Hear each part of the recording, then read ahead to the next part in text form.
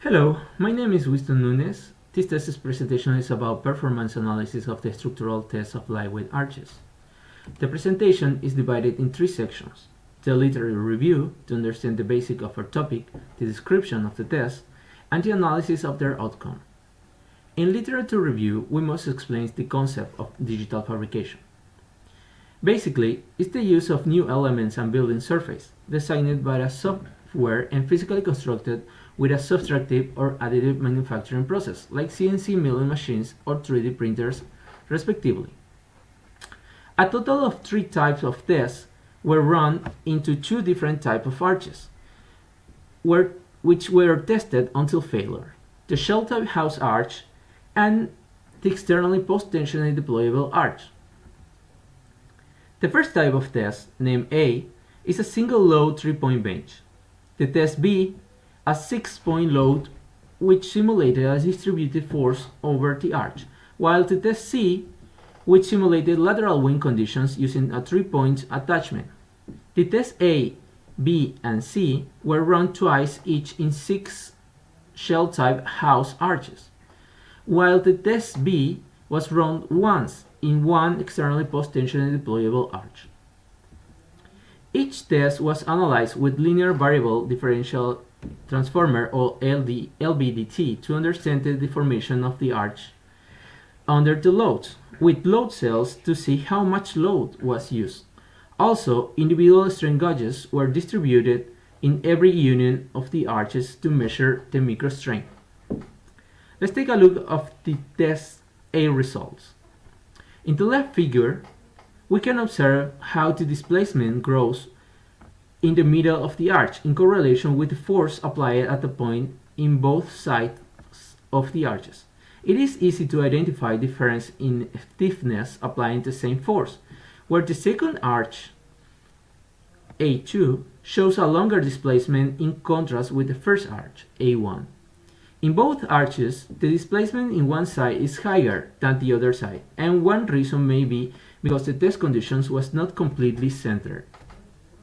The figures in the right shows two measurements. The upper figure is from the arch 1, where the microstrain shows a relatively stable distribution of force during the maximum load, and then a sudden jump in stress conditions in the failing joint. If we observe the lower figure, the strain gauge number 41 shows a variance which is correlated with the final plywood failure in that specific joint. Running the test B, we couldn't measure the displacement in the first arch due to hardware problems with the LDVT. However, the second arch shows smooth and regular displacement according to the force on the failure in the left figure. The first arch shows a plateau line during the maximum load and high microstrain levels in the failure points next to the FRP failure joint. The second arch showed a consistency in the microstrain levels from the maximum load to the failure point. We assume that is because the second arch was repaired with a second layer of FRP, leading to a failure by compression of the plywood. Running the test C, we found a similar data at the force displacement measurement in the two test arches. Both failed due to a shredded FRP and at similar loads and displacements. The ultimate load exceeded widely the expected load. The microstrain measurements displays that all the force went through the FRP layers and the external structure, while the internal plywood structure were like little to none loads. Now, let's talk about the external post-tension deployable arch and the test running on it.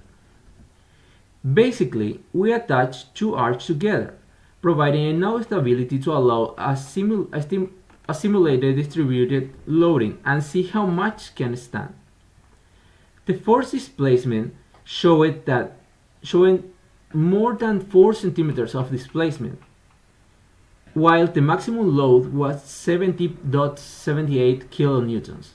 We assume that this high load stance occur due to the post-tension structure and the metallic frame. The failure occurs when a ball loses its head, allowing the plywood to fail by compression. Now, let's discuss about the results.